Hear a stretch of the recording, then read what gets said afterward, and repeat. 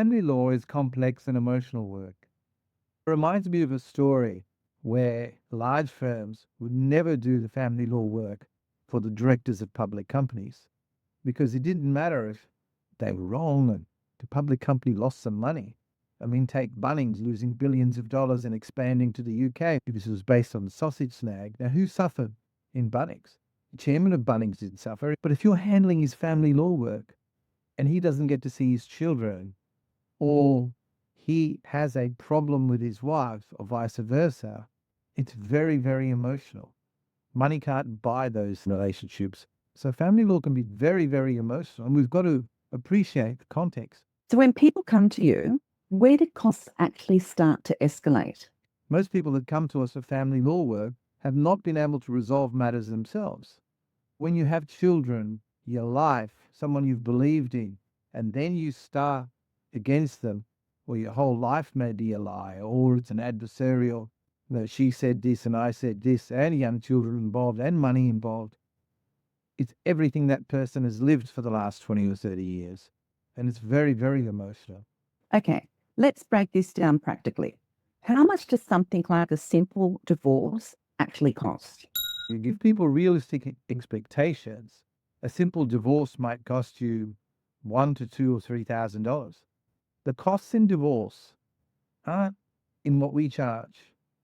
The family court or the federal circuit court will charge you $1,100 to lodge the divorce. And this cost goes up by this mythical figure called CPI, which doesn't really reflect the real inflation rate. We show clients how to do a simple divorce themselves online. Where it gets complex is where you can't find your spouse, or your spouse may be overseas. Divorce requires personal service and can be very expensive to engage private search agents to find that person.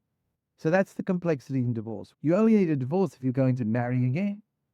First thing you have to worry about are children and finances. So it depends on your personal situation. Divorce is something that you worry about later. So parenting consent orders might cost you between $3,000 and $6,000. Negotiated property settlements could be between $6,000 and $10,000.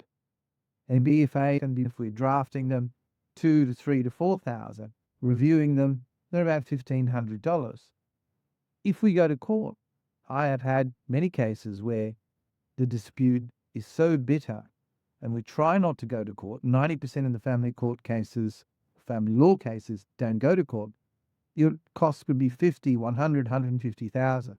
Expert family dispute resolution practitioners, of which I am one, okay? And we are trained to do facilitative mediation to make sure the issues are resolved so that a third party, who's a judge, doesn't have to resolve issues between you.